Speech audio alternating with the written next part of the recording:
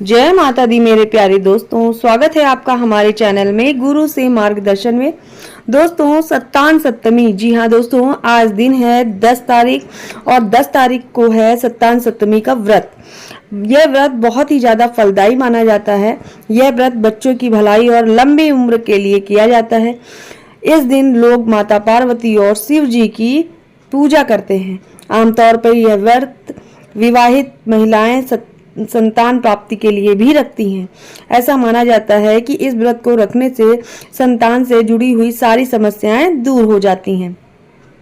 दोस्तों, सत्तान सप्तमी का व्रत जो बहुत ही उत्तम होता है और बहुत ज्यादा अच्छा फल देने वाला माना जाता है।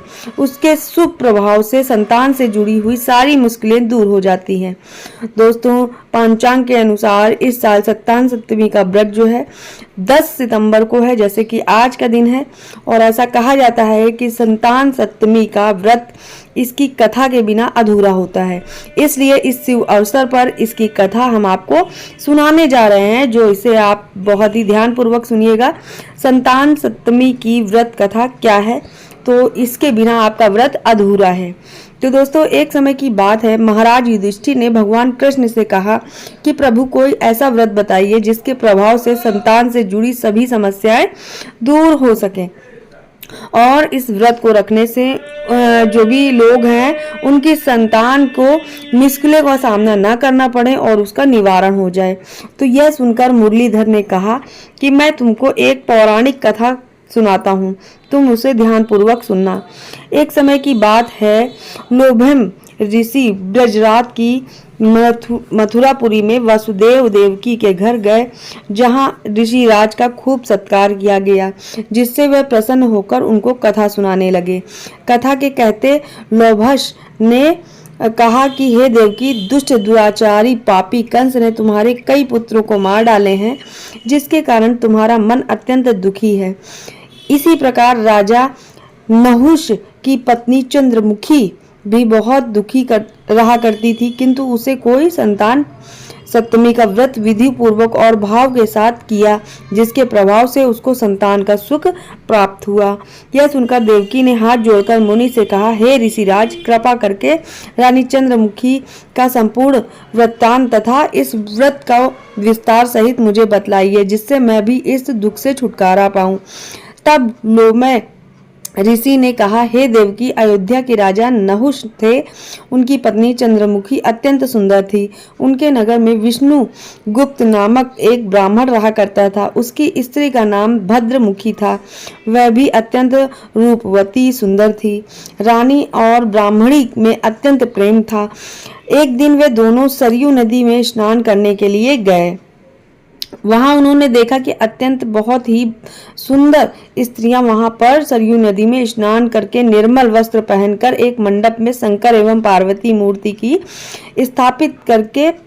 को स्थापित करके उनकी पूजा कर रही थी। रानी और ब्राह्मणी ने यह देखकर उन स्त्रियों से पूछा, बहनों, तुम यह किस देवता का और किस कारण से यह पूजन और व्रत कर रही हो? यह सुनकर स्त्रियों ने कहा, हम संतान सप्तमी का व्रत कर रहे हैं और हमने शिव पार्वती का पूजन किया है। चंदन अक्षत आदि का अच्छे से पूजा अर्चना की है विधि विधान से। यह सब इसी पुनीत व्रत का विधान है। यह सुनकर रानी और ब्रह्माणी ने भी इस व्रत को करने का मन ही मन में संकल्प कर लिया और घर वापस लौट आई। ब्रह्माणी भद्र तो इस व्रत को नियम पूर्वक करती रही, किंतु रानी चंद्रमुखी राजमंद के कारण कभी इस व्रत को करती, कभी नहीं करती, कभी भूल जाती, कभी कुछ दिनों बाद करने लगती। कुछ समय बाद दोनों मर गईं।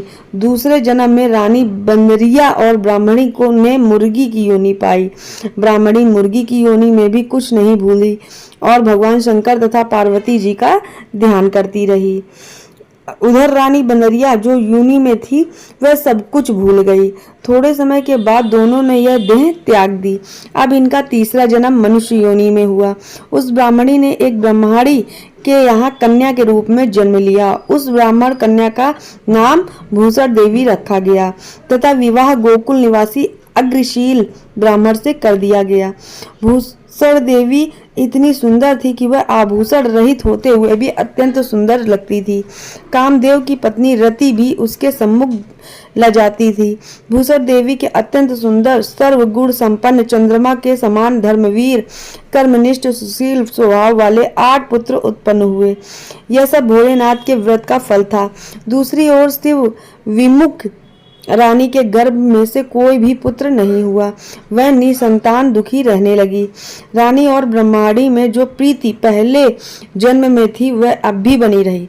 रानी जब वृद्ध अवस्था को प्राप्त होने लगी तब उसे गूंगा बहरा तथा बुद्धिहीन अल्प आयु वाला पुत्र हुआ। यह 9 वर्ष की आयु में ही क्षण भंगुर संसार को छोड़कर चला गया।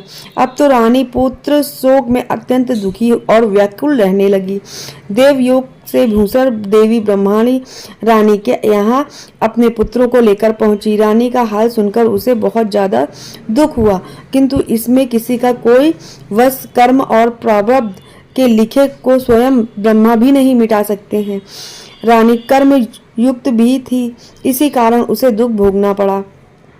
इधर रानी पंडितानी ने इस वैभव और 8 पुत्रों को देखकर उसके मन में ईर्ष्या करने लगी। उसके मन में पाप उत्पन्न हुआ। उस ब्राह्मणी ने रानी के संतान दूर करने के लिए अपने आठों पुत्र रानी के पास छोड़ दिए। रानी ने पाप के वशीभूत होकर उन ब्रह्माणी पुत्रों की हत्या करने का विचार से लड्डू में विष मिलाकर उनको खिला दिया, लेकिन शिवजी की कृपा से एक भी बालक की मृत्यु नहीं हुई। यह देखकर रानी अत्यंत आश्चर्यचकित हो गई और इस रहस्य का पता लगाने के लिए उसने मन ही मन में ठान ली। भगवान की पूजा से निर्वत होकर जब वह भूसर देवी आई तो रानी ने उससे कहा, मैंने तेरे पुत्र को मारने के लिए इनको जहर मिलाकर लड्डू खिला दिया, किंतु इनमें से एक भी नहीं मरा। तूने ऐसा कौन सा दान पुण्य और व्रत किया है जिसके कारण तेरे पुत्र नहीं मरे और तू नित नए सुख भोग रही है? तेरा बड़ा सौभाग्य है। इनका भेद तू मुझसे निष्कपट होकर समझा, मैं तेरी बड़ी ऋणी रहूंगी। रानी के ऐसे दीन वचन सुनकर भूसर ब्रह्माणी कहने लगी, सुनो, तुमको 3 जन्म का हाल कहती हूँ, सो ध्यान पूर्वक सुनना। पहले जन्म में तुम राजा नहुस की पत्नी थी और तुम्हारा नाम चंद्रमुखी था, मेरा भद्रमुखी था और ब्रह्माणी थी। तुम अयोध्या में रहती थी। मेरी तुम्हारी बड़ी प्रीति थी। एक दिन हम तुम दोनों सरयू नदी में स्नान करने गए और दूसरी स्त्रियों को संतान सप्तमी का उपवास शिवजी की पूजा अर्चना करते देखकर हमने इस उत्तम व्रत को करने की प्रतिज्ञा की थी, किंतु तुम सब भूल गई और झूठ बोलने का दोष तुमको लगा, जिसे तू आज भी भोग रही है। मैंने इस व्रत को आचार विचार और सहित नियम पूर्वक सदैव किया, आज भी करती हूँ। दूसरे जन्म में तुम्हें बंदरिया का जन्म लिया, मुझे मुर्गी की योनि मिली। भगवान शंकर की कृपा से इस व्रत के प्रभाव तथा भगवान को इस जन्म में भी नहीं भूलूंगी। यह निरंतर उस व्रत का ही नियम अनुसार व्रत करूंगी। तुम बंदरिया के जन्म में भी सब भूल गई। मैं तो समझती हूँ तुम्हारे ऊपर यह भारी संकट है, उसका एकमात्र यही कारण है कि दूसरा कोई कारण नहीं हो सकता। इसलिए मैं कहती हूँ कि आप अब भी संतान सप्तमी का व्रत विधि सहित करो, तुम्हारा यह संकट दूर हो जाएगा। लोभस ऋषि ने कहा, देवकी, भूसर ब्रह्माणी के मुख में अपने पूर्व जन्म की कथा तथा संकल्प इत्यादि सुनकर रानी को पुरानी बातें याद आ गई और पश्चाताप करने लगी। भूसर ब्रह्माणी के चरणों में पकड़कर क्षमा याचना करने लगी और भगवान शंकर पार्वती जी की अपार महिमा के गीत गाने लगी। उस दिन से रानी ने नियमानुसार संतान सप्तमी का व्रत किया, जिसके प्रभाव से रानी को संतान का सुख मिला तथा संपूर्ण भोग कर रानी शिवलोक को चली गई। भगवान शंकर के व्रत का ऐसा प्रभाव है कि पथ भ्रष्ट मनुष्य भी अपने पथ पर अग्रसर हो जाता है और अत्यंत ऐश्वर्य भोग कर मोक्ष प्राप्त करता है। लोभम ऋषि ने फिर कहा, देवकी, इसलिए मैं तुमसे भी कहता हूँ कि तुम भी इस व्रत को करने का संकल्प लो। अपने मन में संकल्प करो, तुम्हें इसका व्रत से संतान का सुख जरूर मिलेगा।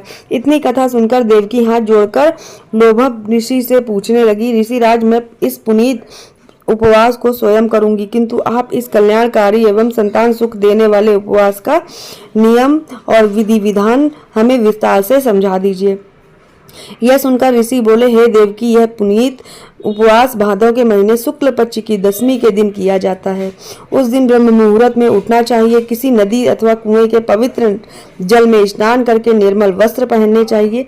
श्री शंकर भगवान तथा जगदम्बा माता पार्वती मूर्ति की स्थापना करें। इन प्रतिमाओं के सम्मुख सोने चांदी के तारों अथवा रेशम का एक धागा लें, उसमें 7 गांठें लगानी चाहिए। इस गांठे को धूप, दीप, अष्टगंध व पूजा करके अपने में बांधें और भगवान शंकर से अपनी कामना सफल होने की प्रार्थना करें। उसके पश्चात 7 पुआ बनाकर भगवान का भोग लगाएं। उसके साथ ही पुत्र तथा यथाशक्ति सोने अथवा चांदी की अंगूठी बनवाकर इन सबको एक तांबे के पात्र में रखकर उनका षड्योच्चर विधि से पूजन करें, मतलब विधि विधान से पूजा करें। किसी सदाचारी धर्मनिष्ठ सत्पात्रा ब्राह्मण को दान दे दें। इसके पश्चात 7 पुआ स्वयं प्रसाद के रूप में ग्रहण करें। इस प्रकार इस व्रत का पारायण करना चाहिए। प्रतिमाल की शुक्ल पक्ष की सप्तमी के दिन यह देवकी इस व्रत को इस प्रकार नियम पूर्वक से समस्त पाप नष्ट हो जाते हैं और भाग्यशाली संतान उत्पन्न होती है तथा अंत में शिवलोक की प्राप्ति जरूर होती है। हे देवकी, मैंने तुमको संतान सप्तमी का व्रत संपूर्ण विधान विस्तार से बता दिया है। उसको अब तुम विधि पूर्वक करो, जिससे तुमको उत्तम संतान की प्राप्ति होगी। इतनी कथा कहकर भगवान आनंद कंद श्री कृष्ण ने धर्मावतार युधिष्ठिर से कहा कि श्री लोभम ऋषि इस प्रकार हमारी माता को शिक्षा देकर चले गए। ऋषि कथा अनुसार हमारी माता देवकी ने इस व्रत को नियमानुसार किया था, जिसके प्रभाव से हम उत्पन्न हुए। यह व्रत विशेष रूप से स्त्रियों के लिए कल्याणकारी होता है, परंतु पुरुषों को भी समान रूप से कल्याणदायक है। संतान सुख देने वाले, पापों का नाश करने वाला यह उत्तम व्रत होता है, जिसे स्वयं भी करें और दूसरों से भी करवाएं। नियम पूर्वक जो कोई इस व्रत का पालन करता है, वह सच्चे भाव से पूजा अर्चना करता है, उन्हें संतान रत्न की प्राप्ति जरूर होती है। इसके साथ ही संतान से जुड़ी सारी मुश्किलें दूर हो जाती हैं। तो दोस्तों, इस तरह से ये कथा है, आप इसे जरूर इसका सुने और इस कथा को, अगर आपका व्रत है तो इस कथा को जरूर पढ़ें, आपको बहुत ज़्यादा लाभ होंगे। तो जय माता दी दोस्तों, फिर मिलेंगे नई वीडियो में।